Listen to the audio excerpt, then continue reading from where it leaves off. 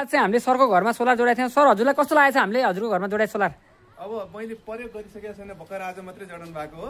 हजुर तपाईँहरूको जहाँसम्म लाग्छ यो इन्स्टलेसन प्रोसेस एकदमै स्मुथ, फास्ट, हजुर फोनमा एकदमै एटेन्टिभ। अनि प्रब्लम त केही आएकै छैन अहिलेसम्म, भर्खर हाल्नु भएको छ।